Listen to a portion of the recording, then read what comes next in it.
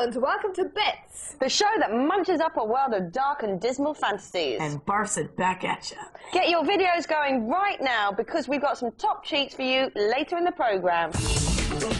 It's not a bird, it's not a plane, and it certainly isn't Superman, but what it is the brand new title from Titus, the people who have been trying to fly Superman onto our N64s for quite some time now. Instead, we have to watch as that PlayStation crew gets a go at Evil Zone, a new 3D fighter that was released yesterday. Now, what's the story with that baby? Well, it's a Japanese fantasy that's marketed around a schoolgirl's knickers. Eretz Baju roughly translates into Evil Zone, the latest manga-inspired kick-ass offering from the island of the East. When compared with other fighters, it's neither evil nor is it in any zone. What it is a highly simplistic, not easy to control battler with some interesting moves and a whole heck of a lot of culture shock. Well, at least it's in 3D.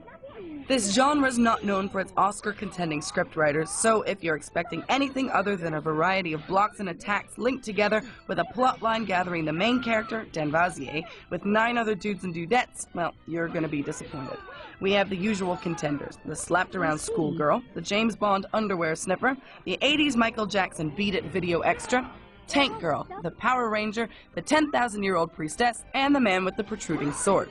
At first glance, not a distinctive lineup. Very similar to Soul Blade, but there are a few things that differentiate Evil Zone from the rest of the anime pack.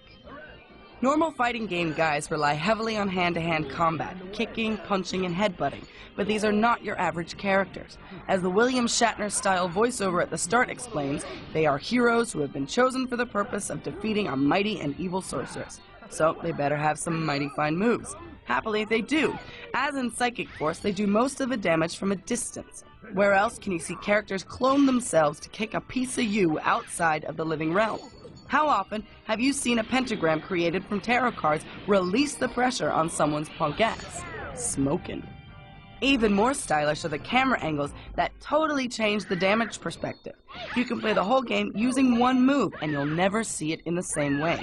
The camera swoops and bobs looking at the defeator or the defeatee. It follows the beams of carnage as they spit out of the penetrator. It dances gracefully in the blade as it jams through computerized flesh. It looks up a little girl's skirt and giggles at her white panties. Tee-hee, hee-hee. Except in training mode, this game has a killer soundtrack. Each character has different tunes. They also have annoying little asides. The tables have turned in my favor! But regardless of all this praise and glory, this is a boring game with boring controls. No, not boring controls, crap controls. You use 2 buttons and the D-pad. There's no shoulder buttons, no analog, just attack and block. Your highly specialized fighting technique honed in the Street Fighters and the Tekkens goes totally to waste here. You're reduced to a drooling button basher with no access to technique or tactics. And even worse, the controls are unintuitive. To sidestep, you must push up or down, which causes some thumb traffic when you need to jump, which you do by pressing the up button twice and then the circle button. A bit complex for such a basic move. You beat-em-up virgins are going to find the controls a cinch. In fact, this game may even get you hooked. But don't rely too much on them, because next time you play a real game like Tekken against a real competitor, you're going to find yourself at a serious disadvantage. Besides, who wants to spend the first couple of tries at a new game reconfiguring the controls? Karen, you're too much.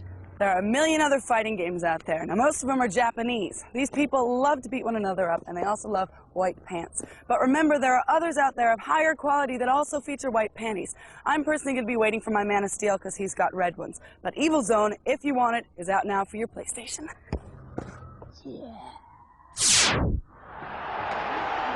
You can all breathe a sigh of relief because football's coming home again, and this time it's in the shape of FA Premier League stars. Sorted.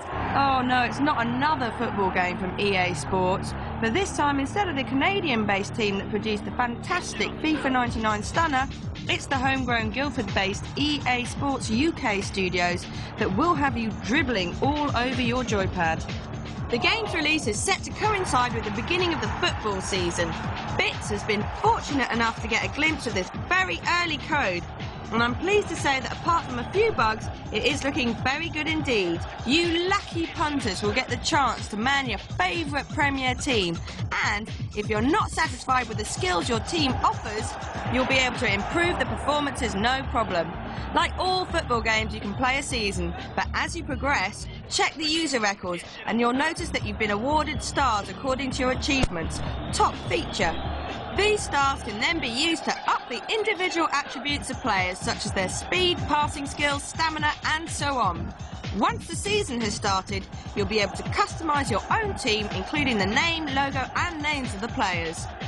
Not only do you get to play the teams from arguably the world's current greatest league, but the first game of your season will have you playing in the European Cup qualifier. Maybe a little too close for comfort for some of you at this precise time. Should you win the game, you'll get the chance to progress, and there will be more competitions that become available as the season advances. Some might say we don't need another football game, but the people seem to want it. And I must say that this one looks particularly good.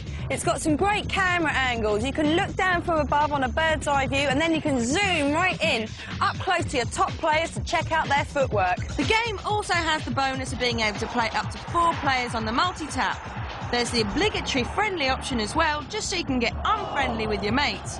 This footy sim certainly has some nice touches, most of which you'll find in other games, but here they're all brought together into the one title, and the stars feature, it has to be said, is top.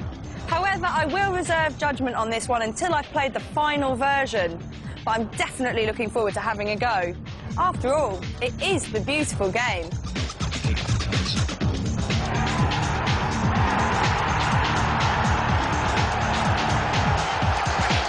Premier League Stars will be out for your PC and PlayStation on August 13th.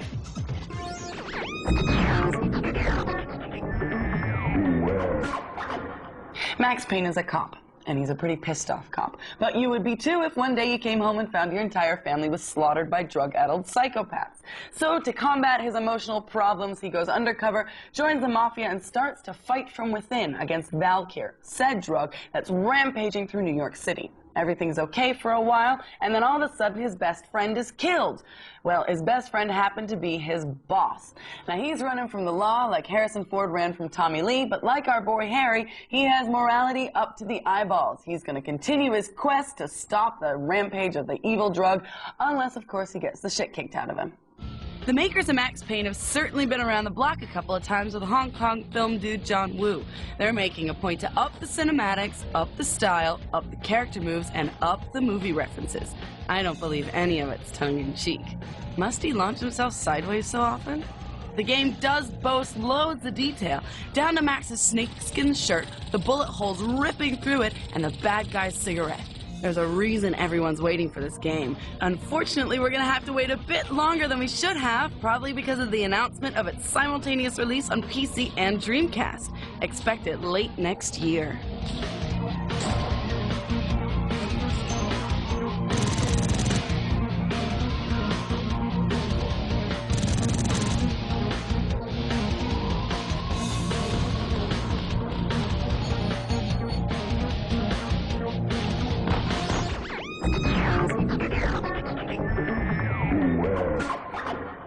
There are kiddies games, games for grown-ups, and kiddies games grown-ups can just not stop playing. And now Sony is launching a brand new game for PlayStation that looks set to leap across the age gaps once again. It's called Ape Escape. The whole story revolves around 2 main characters, Jake and Spike. Their mission is to travel through time to catch some rebellious monkeys. Under the lead of King Monkey Spectre, these crazy mammals have managed to escape from a zoo. Not only that, but they've broken into a secret laboratory. There they steal intelligence-enhancing helmets and activate a time machine. Their ultimate goal is to change history so that they can rule the world. But we can't have that, so young Jake and Spike are on the hunt. This takes them through 8 eras and across 25 levels in a bid to save mankind.